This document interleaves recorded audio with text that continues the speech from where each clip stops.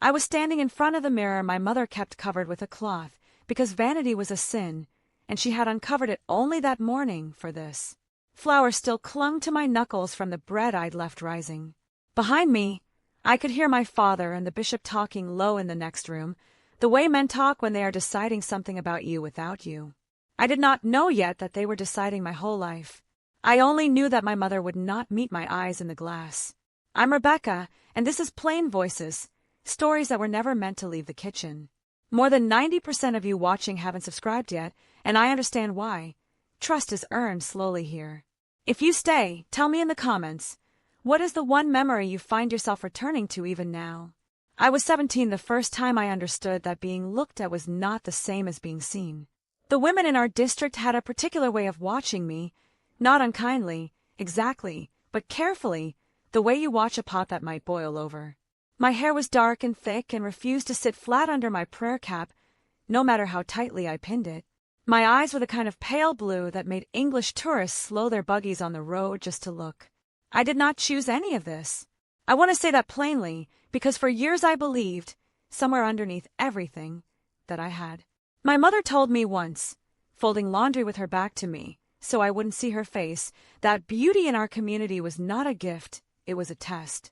She said it the way she said most hard things, without warning, in the middle of an ordinary task, so that the weight of it arrived before I had time to brace. I didn't understand her then. I filed it away the way you file away a splinter you can't quite reach, something that would ache later, on its own schedule. By 16, I had noticed the singings change when I walked in. Not loudly, nothing in our life was loud, but the room recalibrated itself around me in small ways. Boys who had known me since we were children in the same one-room schoolhouse suddenly could not hold a conversation without their ears going red. Girls who had shared quilts with me at frolics for years began finding reasons to stand slightly apart. I told myself I was imagining it. I was 17, and imagining things felt safer than naming them. The bishop noticed too.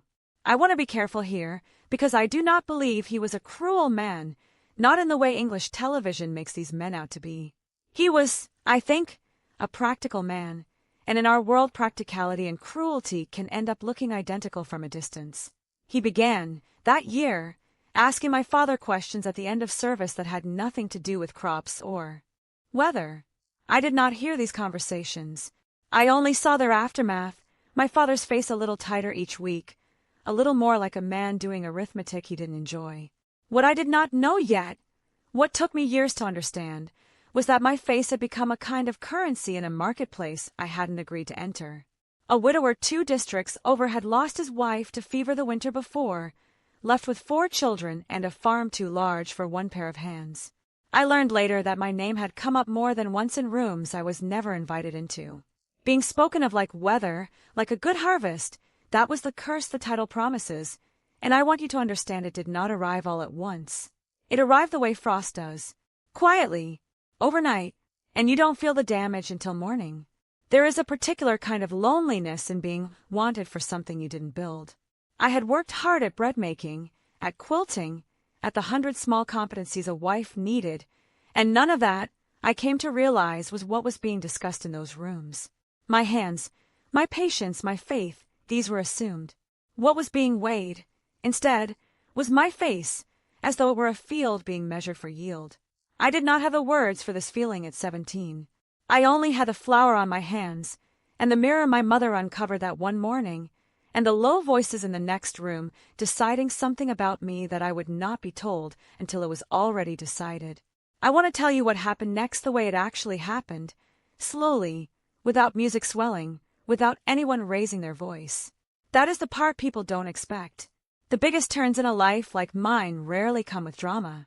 They come in a quiet room, over cold coffee, with your father unable to look at you directly, and a sentence so plain it takes you 3 years to understand exactly what it cost you.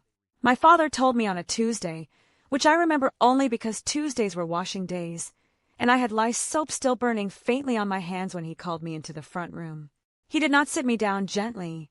He simply said, "Amos Yoder has asked for you, and I have said yes."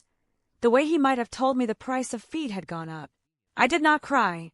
I want you to understand that not crying was its own kind of performance, one I had already been rehearsing for years without knowing it had a purpose. I said, "Yes, Dade," and went back to the washing, and that was the whole of my say in the matter. The wedding itself was almost beautiful enough to let me forget, for a few hours, what it actually was. Nearly 300 people came, filling my aunt's farmhouse and spilling into the yard. There were 7 kinds of pie laid out on long tables: shoe-fly, snits, raisin, the ones my mother had been baking for 2 days straight, and the whole house smelled of wood soap and roast chicken and the particular sweetness of too much sugar in too small a space. I smiled at everyone. I had gotten very good, by 19, at a smile that did not require anything real underneath it. It was afterward, in the small room that would be ours, that the day's performance ended. The house smelled of cedar from the chest my mother had given me and kerosene from the lamp Amos lit with hands that were, I noticed, shaking slightly more than mine. He was 34, a widower, a stranger in every way that mattered, and in that small room lit by one lamp, neither of us knew how to be anything other than careful with each other. I will not describe what happened between us beyond saying this. It was not what the English world imagines when they picture a wedding night. It was quiet and a little sad, and mostly it was 2 people trying to be gentle with a situation neither of us had chosen. The years that followed were, I have come to call them since, an apprenticeship. I learned Amos the way you learn a language with no dictionary, by watching which silences meant he was tired, which meant he was grieving his first wife, which meant simply that he had nothing to say and wanted none from me either. I became fluent in him long before I became fluent in myself, and I want to be honest that at the time this felt like devotion. It took me years, and eventually a therapist in a small office 2 towns from where I now live, to understand that what I was calling devotion had another name. Coercive control, she called it once, gently, watching my face for the flinch. There wasn't one. I had stopped flinching a long time before I ever heard the term. The face that had been my curse, ironically, mattered less and less as the years went on.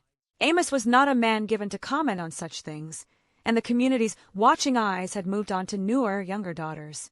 I remember feeling, strangely, a kind of grief about this, not because I missed the attention, but because I realized the attention had never been about me at all.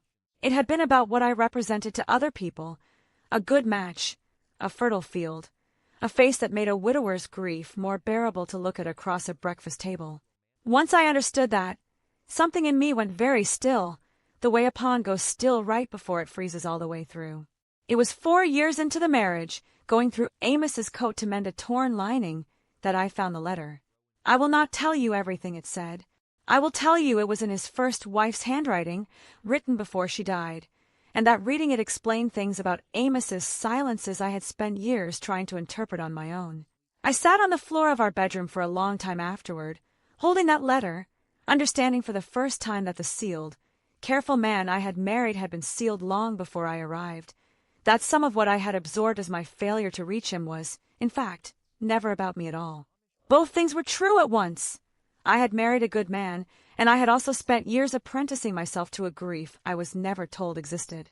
If you have ever stood in someone else's kitchen, trying to learn the rules of a life from the corner of your eye, watching for which silences are safe and which ones aren't, I see you.